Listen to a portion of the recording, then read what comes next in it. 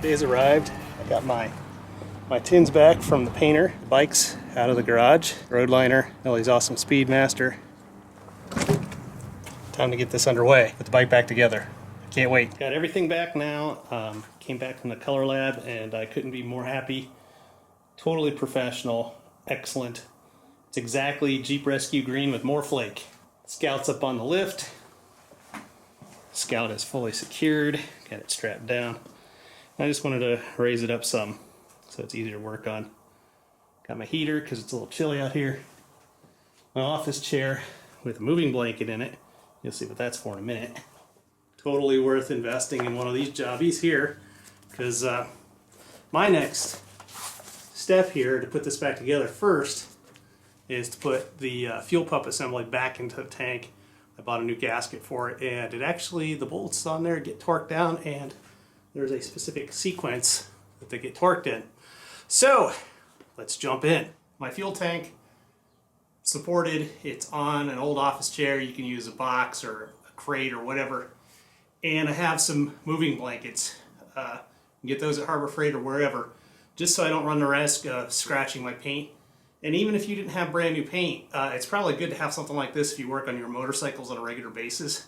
It just prevents everything from getting chipped, scratched, or whatever when you take it apart. This is the original gasket.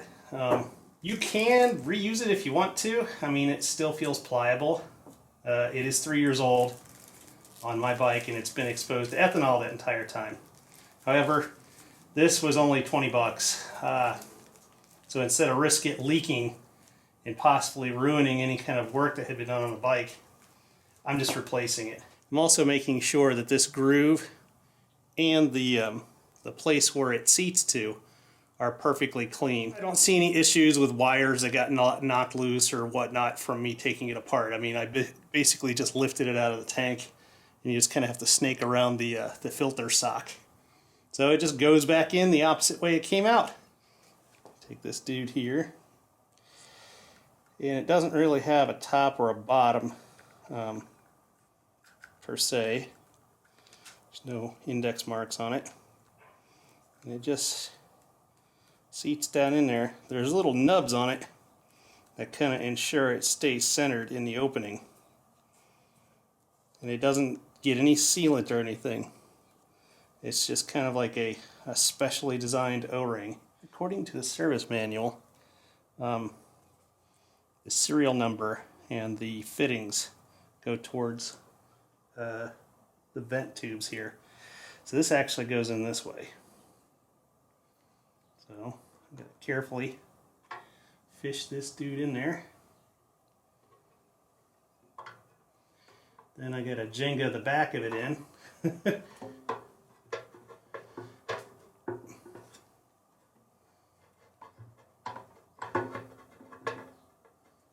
Doesn't seem too difficult. There we go. All the while, making sure the gasket doesn't fall out.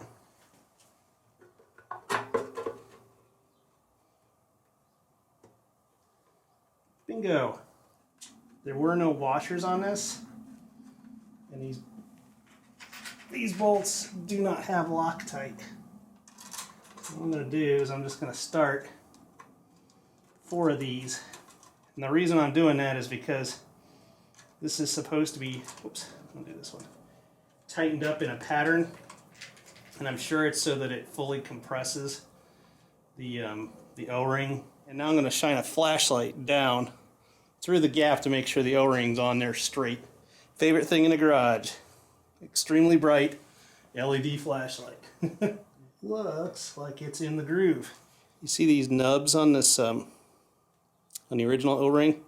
That centers that dude up. So as long as it doesn't slip out of place, you should be good.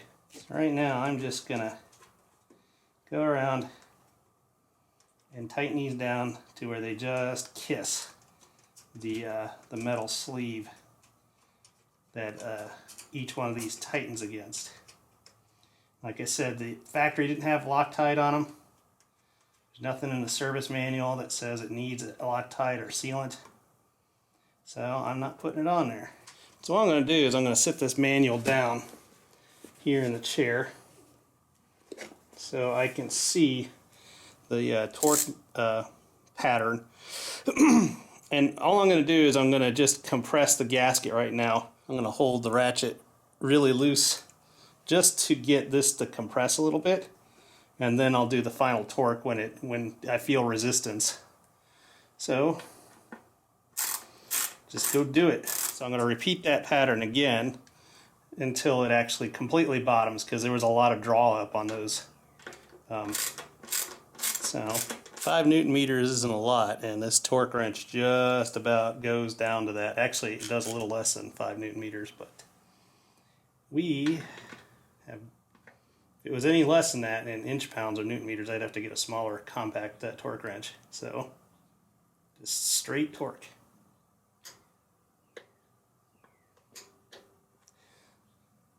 One, two.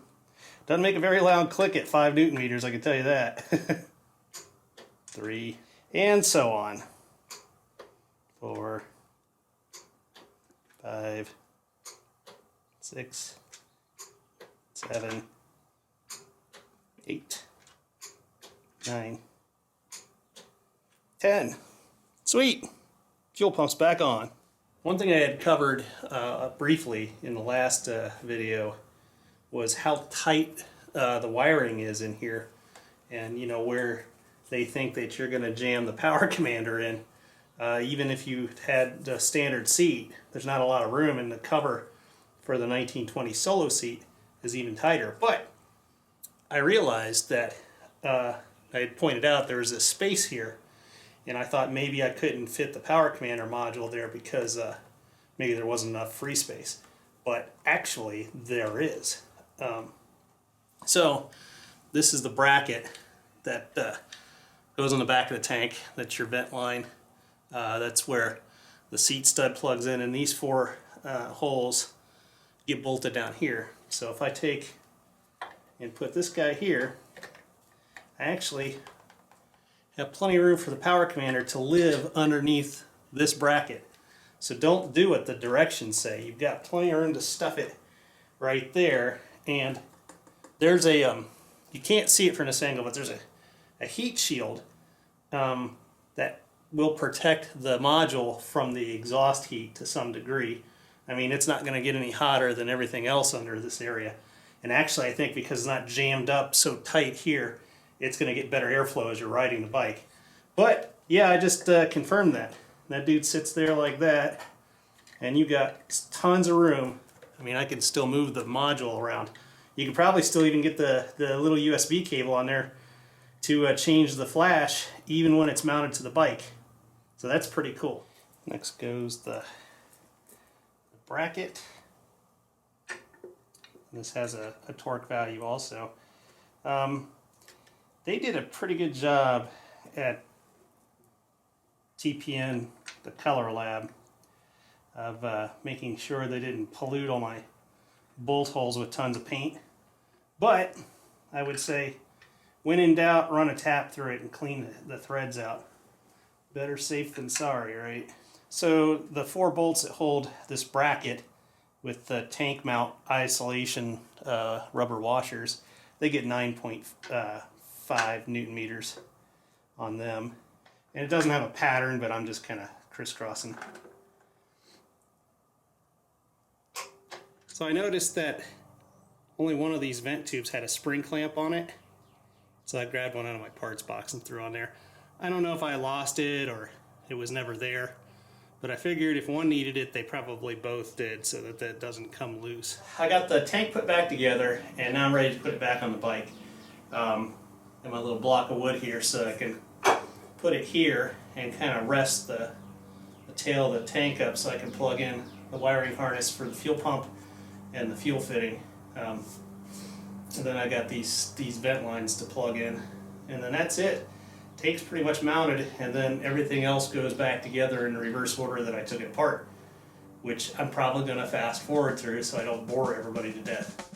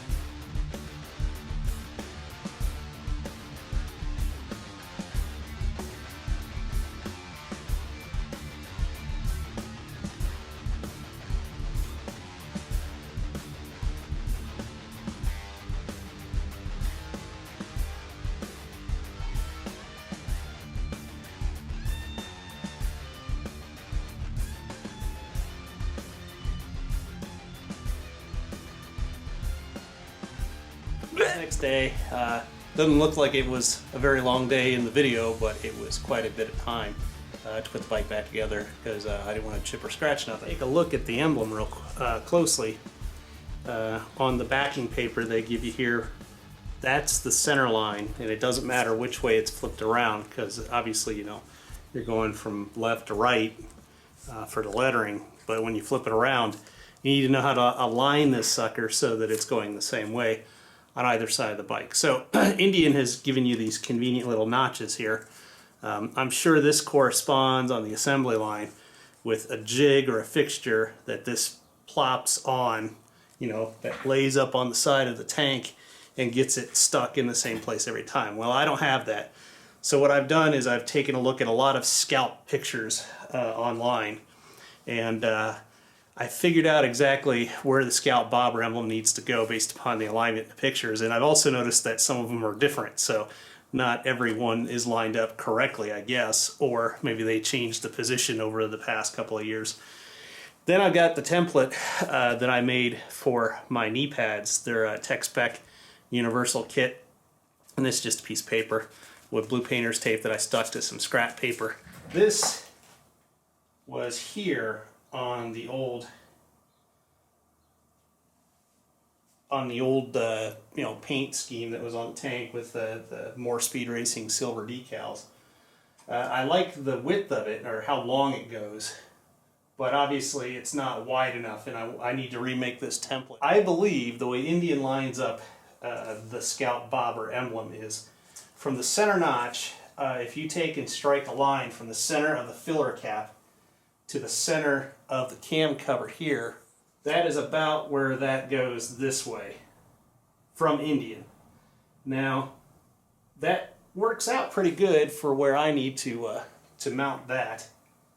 So then the next question is do I move it up or down from the way Indian had it? And I think I can pretty much mount this exactly the way Indian had it from the factory, because they've got it kind of biased a little high.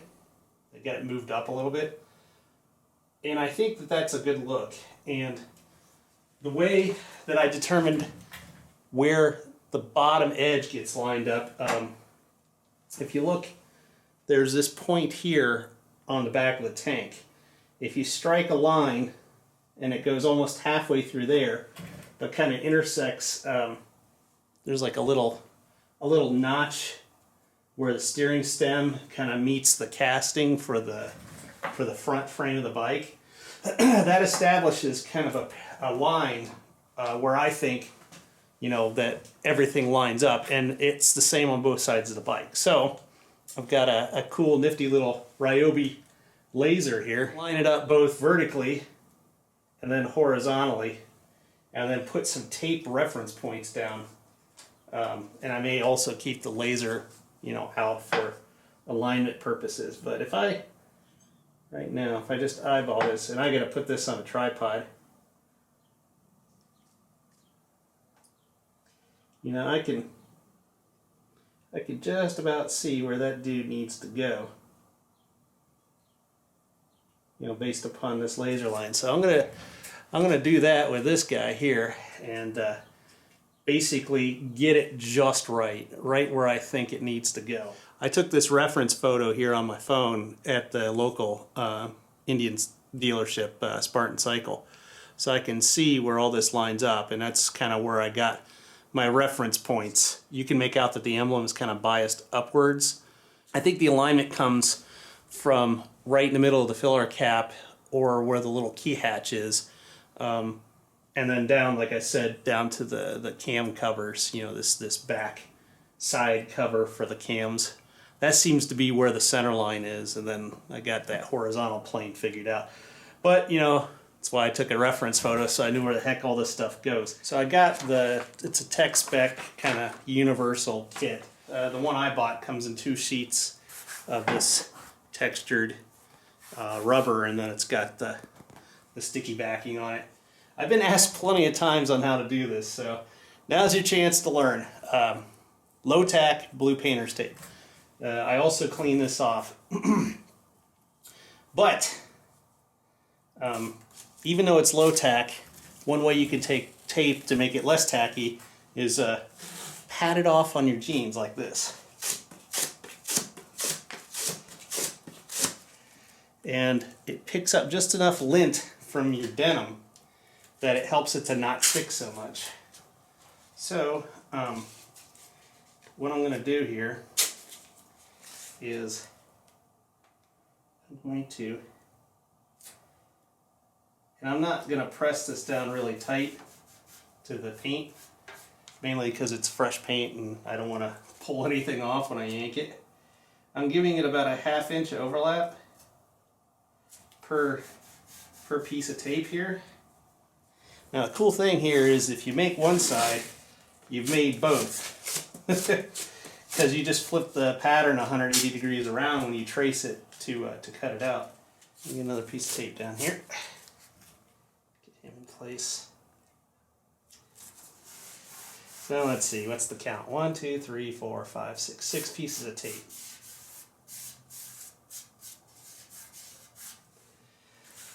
So I also got this.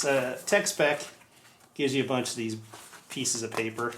Honestly, I'm not using any of them, but they're kind of generic shapes that you can use. You don't need any of that stuff if you do it this way. So now I'm going to light it back up, get it approximately where I thought I had it, and I'm not going up. I need to extend this up here. I might freehand that a little bit.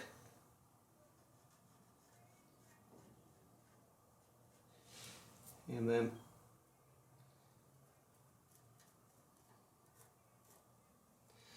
so that marks that edge, and I'm going to scoop my pattern up because I like the radius that I already have on here, so why not reuse it, which is a radius that I traced off the front of the tank. So I'm just going to trace my old pattern. I mean, you could freehand this stuff. That's the whole point of doing it on the tape. Gives you a chance to do it and screw up and as many times as you need to get it right. So I've got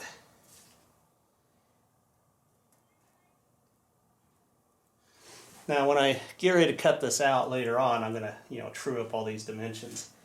But the important thing here is if you take your hand and you take your pencil and you use, in this case my ring finger as an edge, if you hold your hand real tight, I can see the silver stripe through the painter's tape. You can kind of see it up here in the camera. So if I just hold him where it needs to go, and hold my hand really stiff, I'm not pressing hard. Now I've kind of got that line traced where it needs to go.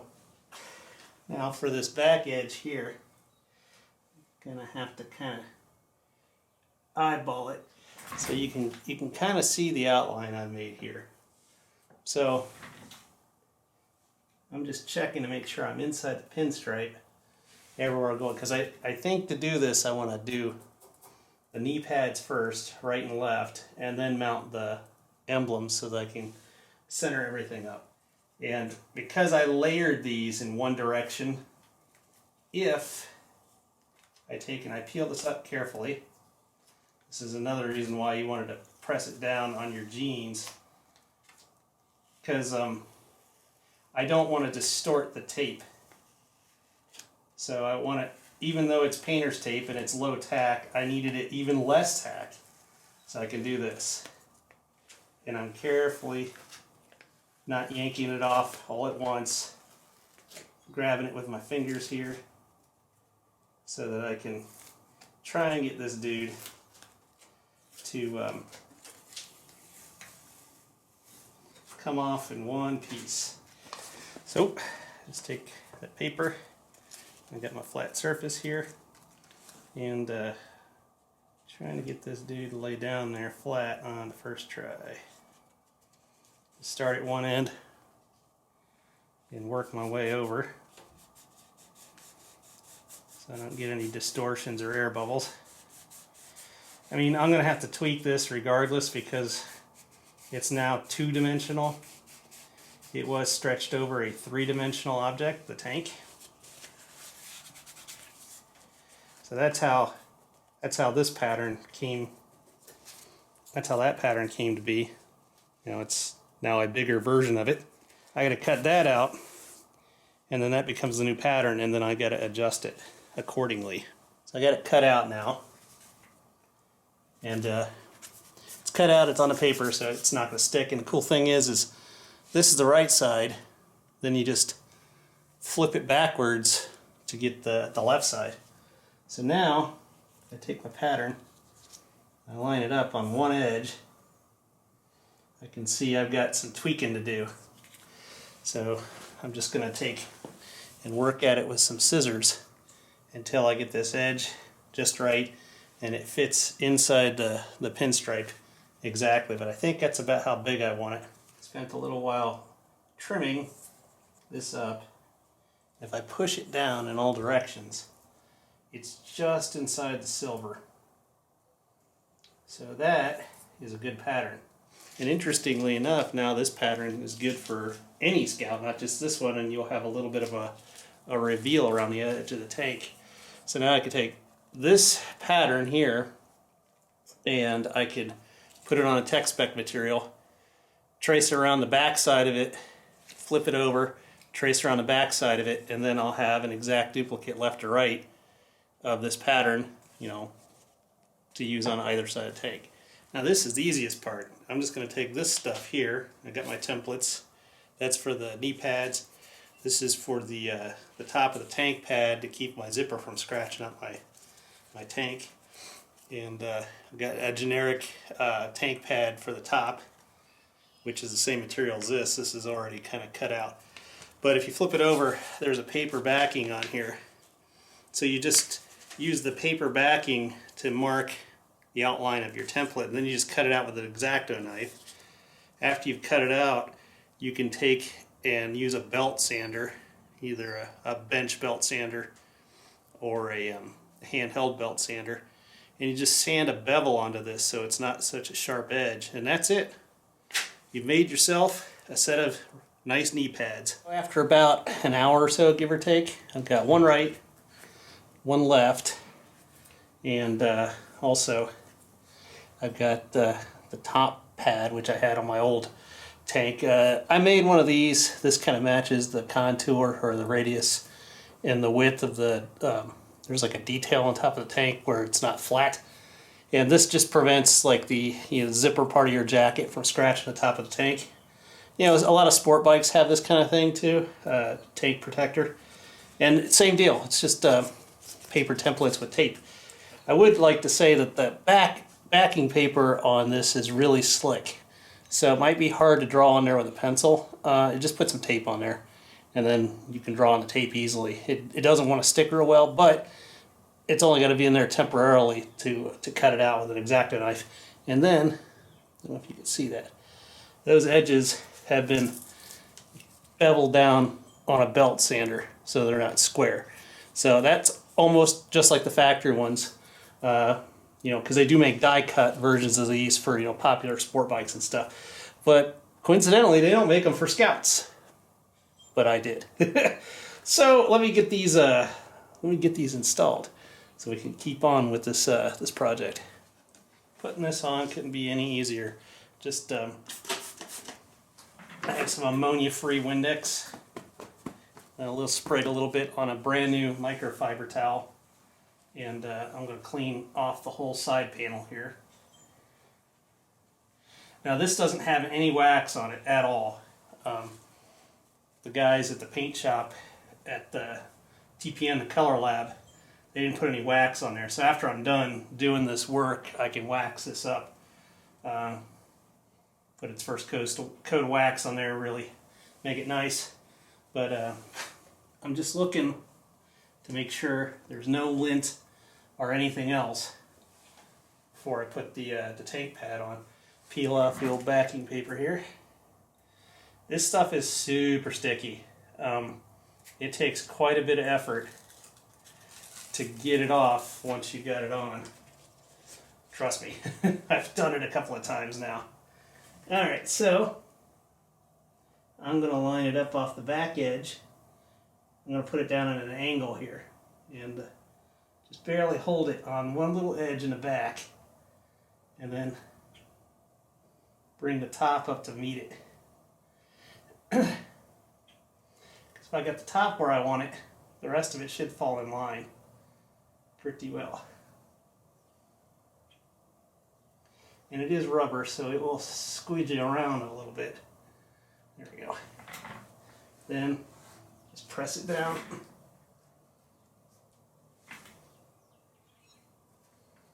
Starting at the top and working my way down here. And that's it. Job's done. Pretty much to get this thing back off, pretty much to get that dude back off, you're going to have to use a hair dryer or some kind of heat source. You'll be able to release part of it, and then the adhesive will be stuck on here, and you'll have to use your fingertips to ball it up, and then a little bit of a solvent, and it'll take the adhesive off. So they are removable. And there we go. Got the knee pads on. Got my tank protector there for keep my jacket from scratching things up. And I got it on the other side. It's exactly what I wanted.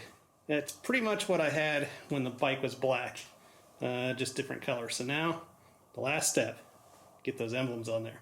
Using some nerd technology, my old as the hills Ryobi laser level on a camera tripod, I have set the line. You can see the laser kind of hits this point and then travels across and it hits a point there on the frame. Now this gives me a point of reference that is level as far as I can tell with my eyeball. Also, I see that same line on images of the bobber. You know, there's a place to set a tape line parallel to that, that I can get that emblem on there straight. With that straight line there from two reference points that I can reproduce on either side, I threw down a little bit of tape there to act as a spacer for this paper template there, because I don't want it all the way at the bottom. It actually needs to be biased to the top slightly. If I did it down here, it'd be too low. So I want it up there by the width of the tape. So I've got the laser repositioned. I've got it leveled, and I've got this vertical line that's going through that little round side cover, and it's going through, it's hard to tell, but the laser goes right to the point of the, I think you can see if I put my finger there, goes right to the point of the key cover for the locking gas cap. That should, if I looked at the photos correctly, be the middle notch on this guy. So that position right there, that middle notch. So if I do that correctly, that should line up right there. As you can see from the photo I took at the dealership, the Indian logo, the bobber emblem, is biased towards the top of the tank. So with that in place and my vertical line set, I'm ready to mount that sucker on there. So let me clean it up and knock this side out. If I line that up on my tape and I put the laser right in the middle, that'll work just fine. Little bit of tape there marks my vertical reference. So I got horizontal, I got vertical, and I'm pretty sure I'm ready to stick it on there. Oh boy. Little nervous. I'll get through it. Moment of truth. If I said I wasn't nervous, I'd be lying. Wipe off any debris. I got a little bit of ammonia-free Windex on this.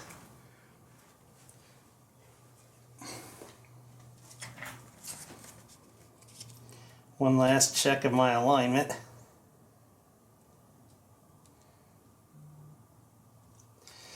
Alrighty, here we go. Peel that back carefully. I don't want the letters to fall off.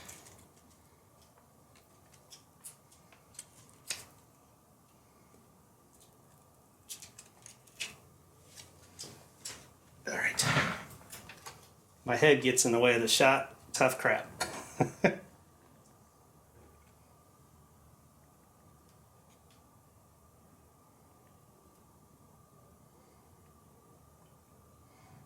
So far, so good.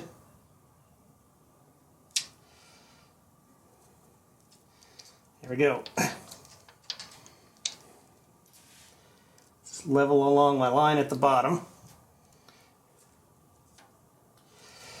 Get these dudes pressed in, and it's centered on that center notch I was telling you about earlier. And you can get these emblems, you can get any emblem really at your Indian dealer. Just have them look it up and order it.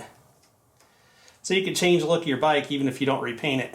You just heat gun the emblems off and clean up the adhesive and put the new ones on. Alrighty, here we go. Glue's stronger than I thought it was, but it's coming off. Good thing is you don't have to align these all up individually by hand. You'd never get them straight.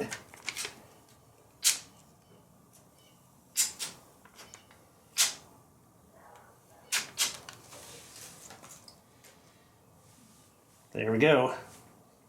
Get my microfiber back out so I can grab the tank and press these dudes in nice and firmly.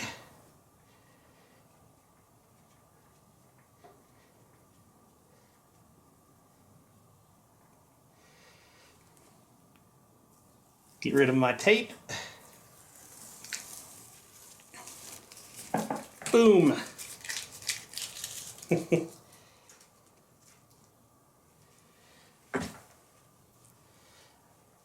Damn, that looks cool. I think I did okay. On the factory Scout bobber emblems, they're biased kind of high. I think I did a pretty good job of lining all that up. Well, I got the left side all done, so headlights on. Now I've already checked this and cycled a fuel pump many times. I haven't started it yet. High beams, low beams. Left indicator. Right indicator. Got indicator on the dash. Got my brake light. Yep. So, license plate light's lit up. I think everything's good to go.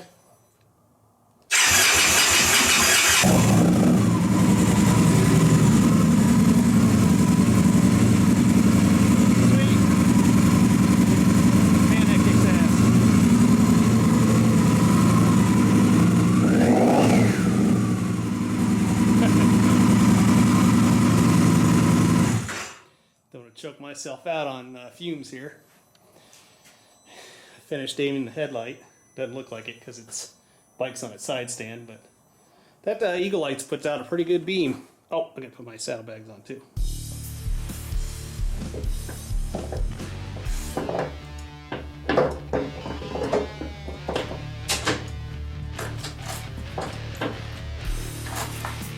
The spool's off. I just want to double check, make sure it goes on.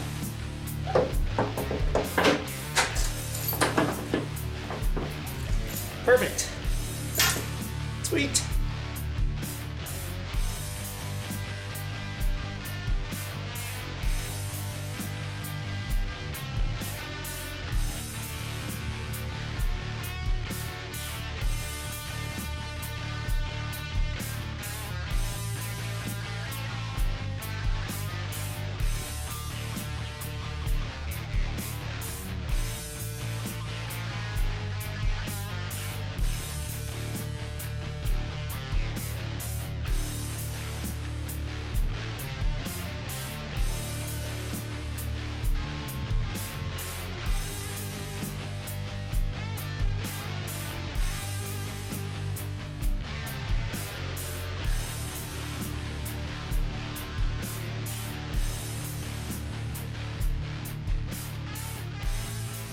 So I ended up having to take some stills because the weather kind of turned to crap. So the still images are what you saw. out in the sunlight the next day when the weather was nicer. But at any rate, Scout's back together. And now it's in the garage with Melee Speedmaster and our nice 2006 Roadliner for when we want to ride 2 up on a trip. That's pretty much it for now on the Scout. Unless I find some crazy accessory I want to put on, I got the bike pretty much tweaked out the way I want it. Thanks for watching. If you don't mind clicking the like button and hitting the little bell notification and the subscribe and all that jazz, so that when I do put out another video, y'all get notification. Until I see everyone again, ride safe.